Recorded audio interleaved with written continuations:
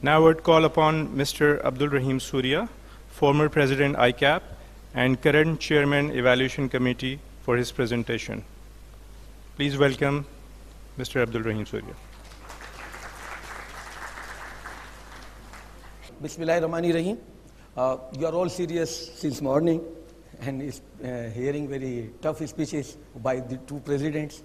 So I'll not take much of your time. It will be not more than 5 minutes.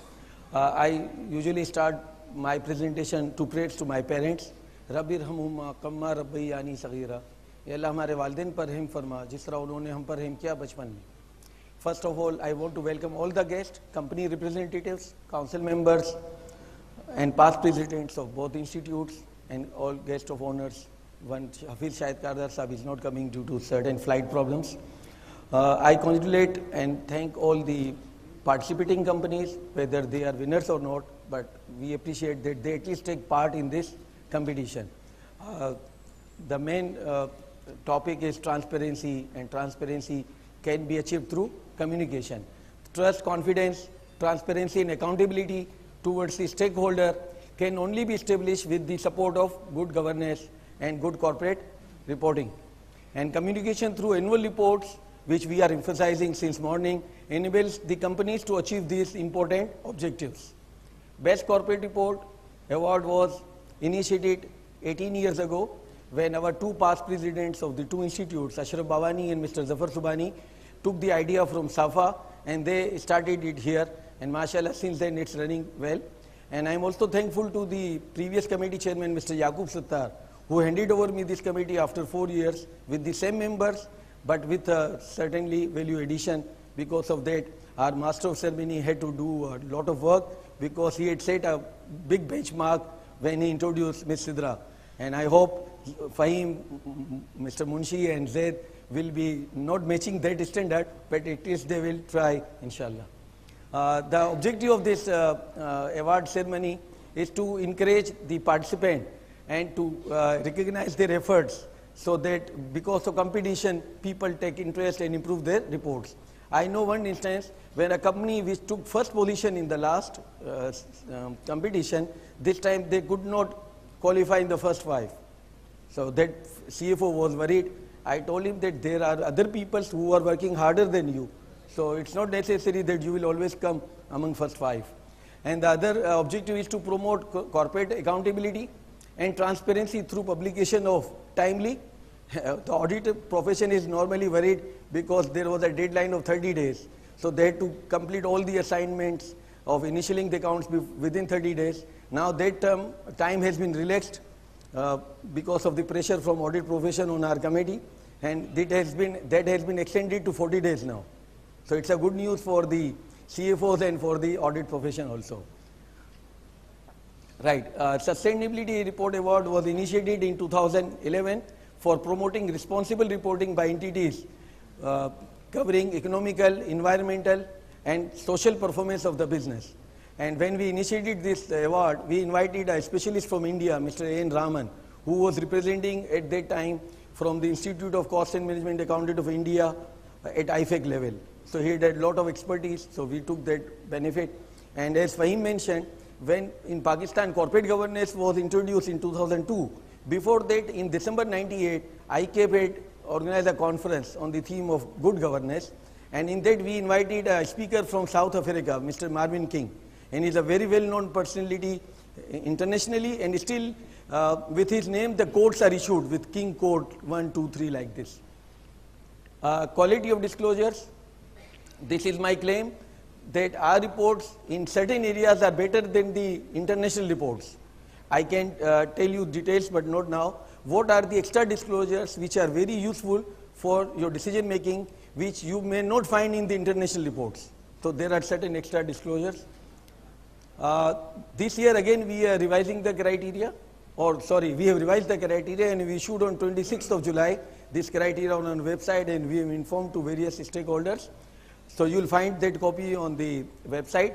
The revised criteria is based on the International Integrated Reporting Framework, so that our companies should reach that target before it is finally announced. So because of that, the purpose of IR is to improve quality of information available to provider of financial capital to enable a more efficient and productive allocation of capital. And I also claim that annual reports serve as a tool for decision making, because lot of governance, financial and financial history is embodied in the annual report. In order to bring in loop the stakeholders like CFOs, research heads of lenders, financial analysts of mutual funds, we inshallah would be arranging a focus session to discuss with them how to read those new items. We have introduced various new ratios in our criteria. These are ratios not invented by us, but these are those which are useful for the decision makers, and already very many research analysts use in their reports. So we have taken an initiative of introducing so many new things. Changes in classifications. Presently, companies are classified into 10 categories. We are adding 4 more categories. Not adding more categories, but we are rationalizing the categories, and we are introducing separate category for insurance, FMCGs, sugar and pharmaceutical. But if we introduce 4 more categories, the more awards will be there. So we will not be giving 5 awards from each category, rather we will be giving only 3 awards from next year. Tick the box approach.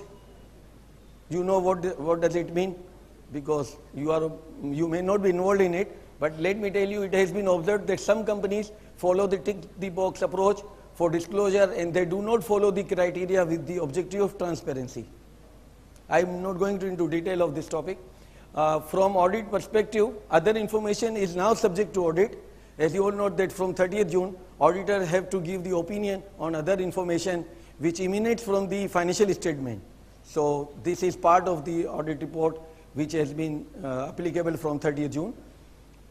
It is interesting to note that in UK, Financial Reporting Council requires that the audit committee should also review the annual report, which is not there in Pakistan. Non-public listed interest companies, including mutual fund, public sector companies, and non-listed large size companies, including NPOs and companies licensed under Section 42 or 45 of the Companies Act, are also encouraged to take part, because provider of funds are not only bankers and the shareholders, but in Pakistan there are many NGOs where the donations and zakat are being given. So they are also a big stakeholder. They want to know the usage of their funds, and they need transparency. You have noticed that in Pakistan there are a number of NPOs receiving substantial amount in shape of zakat and donations, but they usually lack in transparency.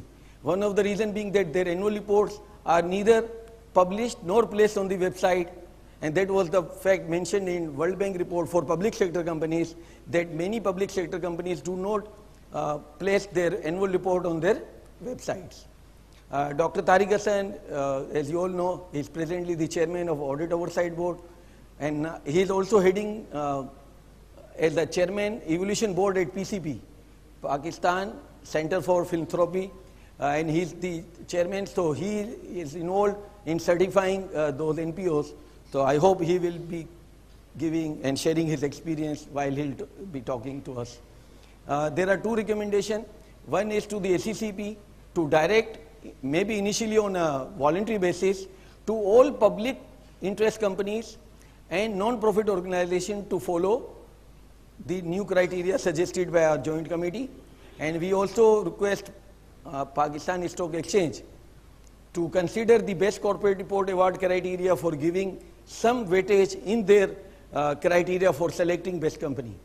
So you can pick our criteria, or you can select the companies who are awarded by us if you rely on our committee, because it's a transparent system. We can prove you that. So Mr. Richard is here, that's why I took the liberty to mention here. At the end, I want to thank all the BCR committee members. There is a long list, but Naveed Abdul Hamid, I will take his name in particular because he has done very hard work on developing the criteria. Earlier he was with PwC in that sustainability department, so with his prior experience and knowledge, he has benefited our joint committee. With that, Farid Alam, Fahimul Hassan, Aftab Munshi, Shafqat, there are many members, Sina, Muniza, but I may be not taking all the names. And in Secretariat, Asim, Owais, Mr. Ahmed Ali, Mr. Shams, They also have worked very hard in organizing this program. Let me tell you one thing, this is the first time we are organizing this program in the morning. And for organizing this program, we had all the 5 meetings in the morning. 2 at 6:30 in the morning and 3 we organized at 9 o'clock in the morning. So following that pattern, we have arranged the program in the morning. And at the end,